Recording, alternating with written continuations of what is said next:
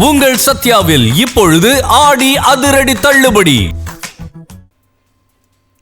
சட்டசபையில் திமுகவின் குரல் ஒலிக்கக்கூடாது என்பதற்காக கைது நடவடிக்கையை எடுத்து ஜனநாயகத்திற்கு ஊறு விளைவிக்கும் தாவேக ஆட்சிக்கு விரைவில் முடிவு கட்டுவோம் என திமுக துணை பொதுச் செயலாளர் இ பெரியசாமி தெரிவித்துள்ளார். எதிர்க்கட்சித் தலைவர் உதயநிதி ஸ்டாலின் கைதை கண்டித்து திண்டுக்கல் பேருந்து நிலையம் அருகே திமுக சார்பில் சாலை மறியல் போராட்டம் நடைபெற்றது.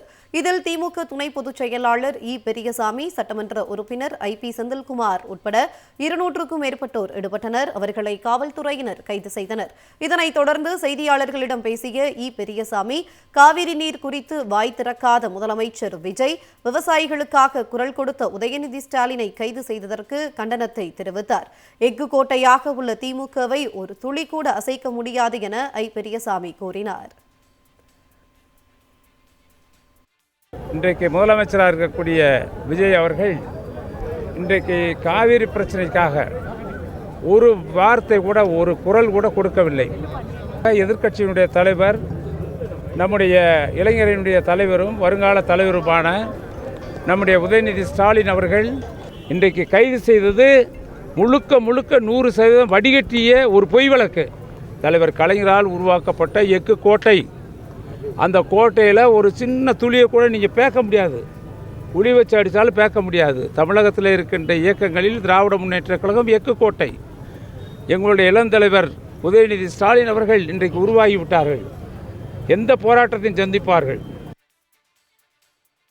எதிர்க்கட்சித் தலைவர் உதயநிதி ஸ்டாலினின் கைதை கண்டித்து விருதுநகர் பழைய பேருந்து நிலையம் முன்பாக முன்னாள் அமைச்சர்கள் கே.எஸ்.ஆர். ராமச்சந்திரன், தங்கம் தென்னரசு ஆகியோர் தலைமையில் 300க்கும் மேற்பட்டோர் சாலை மறியல் போராட்டத்தில் ஈடுபட்டனர்.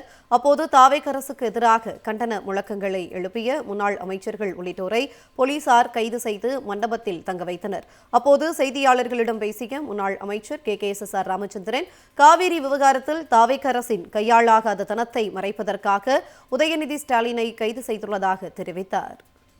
எதிர்க்கட்சித் தலைவர் உதயநிதி ஸ்டாலின் கைது செய்யப்பட்டதை கண்டித்து தமிழ்நாடு முழுவதும் போராட்டத்தில் ஈடுபட்டு வருகின்றனர்.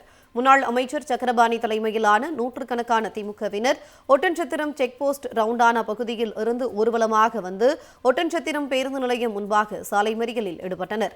இந்நிலையில் மறியலில் ஈடுபட்ட சட்டமன்ற உறுப்பினர் சக்கரபாணி மற்றும் திமுகவினரை ஒட்டன்சத்திரம் போலீசார் கைது செய்தனர். செய்தியாளர்களை சந்தித்த சட்டமன்ற உறுப்பினர், ஒரு மனிதனின் பேச்சுரிமை, கருத்துரிமைகளை பறித்து பொய் வழக்கு போட்டு அராஜக நடவடிக்கையில் அரசு ஈடுபட்டுள்ளதாக குற்றம் சாட்டினார். மனிதனுக்கு பேசுவதற்கு பேச்சுரிமை இருக்கிறது, எழுத்துரிமை இருக்கிறது, கருத்துரிமை இருக்கிறது. ஆனா இந்த அரசு பேச்சின் உரிமையை, குரல் வழியை நடிக்க பார்க்கிறது. பொய் வழக்கு போட்டு இன்னைக்கு அவரை கைது செய்திருக்கிறது. நீதி வெல்லும். உங்கள் சத்யாவில் இப்பொழுது ஆடி அதிரடி தள்ளுபடி.